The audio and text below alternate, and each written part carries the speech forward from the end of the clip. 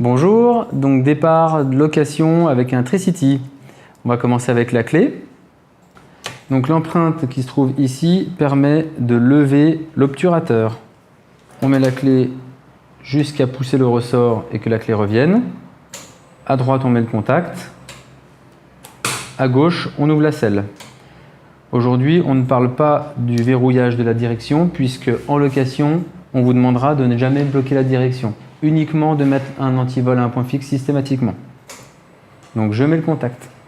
Une fois que les voyants rouges se sont éteints, enfin le voyant rouge est éteint, je vais pouvoir vérifier que la béquille latérale est bien remontée, puisque sinon le véhicule ne pourra pas démarrer. Et je vais appuyer sur le frein gauche ou le frein droit et en même temps le bouton de démarrage. Pour couper le moteur, je coupe à la clé et je remets sur off.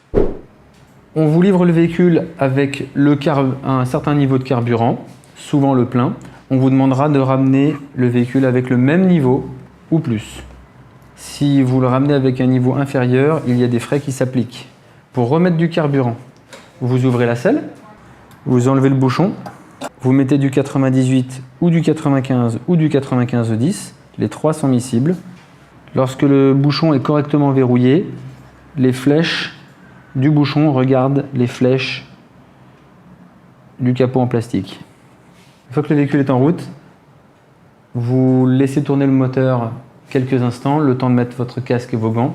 Si jamais il fait très froid, vous laissez au moins une minute chauffer le moteur avant de partir, puis ensuite vous partez en roulant doucement. En été, vous allez faire chauffer au total le moteur à peu près 3 minutes, en hiver jusqu'à 6 minutes. Plus il fait froid, plus on fait chauffer longtemps. Le Tricity, malgré le fait qu'il ait 3 roues, c'est un véhicule qui va s'utiliser exactement de la même manière qu'un 2 roues. Donc quand vous roulez, vous devez imaginer que vous avez 2 roues. Vous oubliez la 3e. C'est très important. Sur ce véhicule, il n'y a pas de système de verrouillage du train avant. C'est les pieds qui permettent de tenir le véhicule. Sous la selle, vous trouverez la carte grise avec la partie assurance. Pour connaître le nom de l'assisteur, vous devez regarder le nom qui est affiché ici et rechercher sur le contrat le numéro de téléphone de l'assistance.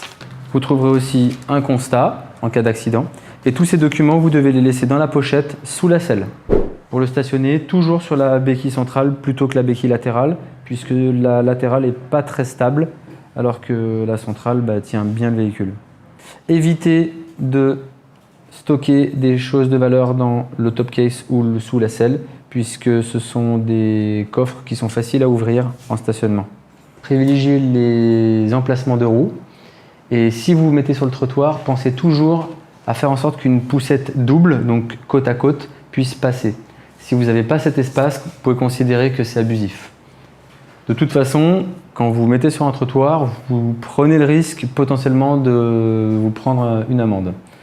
Pensez aussi à toujours diriger la plaque d'immatriculation vers le côté opposé à la route, puisque les voitures qui passent dans Paris et qui scannent les plaques d'immatriculation pour vérifier si les véhicules sont en stationnement régulier ou pas, elles passent sur la route, mais donc elles ne viendront pas systématiquement. En fait, il n'y aura pas forcément des agents qui seront sur le trottoir pour relever l'immatriculation.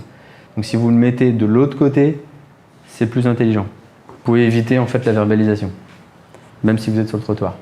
Pour accrocher la moto ou le scooter, vous passez la chaîne autour du poteau, vous serrez le poteau avec l'anneau de cette manière-là, et ensuite vous passez le U dans la roue. Je veux particulièrement insister sur un point. Si vous ne mettez pas l'antivol à un point fixe, le véhicule sera volé. Le Neyman ne sert à rien du tout. Donc pensez bien à mettre l'antivol sur un point fixe systématiquement, même quand vous êtes en stationnement pour quelques instants. Dès que vous n'êtes pas à côté du véhicule ou sur le véhicule, à côté dans un périmètre de 2 mètres, vous l'accrochez à un point fixe. Si jamais vous voulez prolonger ou réduire un contrat de location, téléphonez-nous d'abord, mais ne prolongez jamais une location sans notre accord. Si vous avez une difficulté pendant la location, vous avez un numéro qui vous permet de nous téléphoner 7 jours sur 7, de 10 h à 22 h, tous les jours. À bientôt.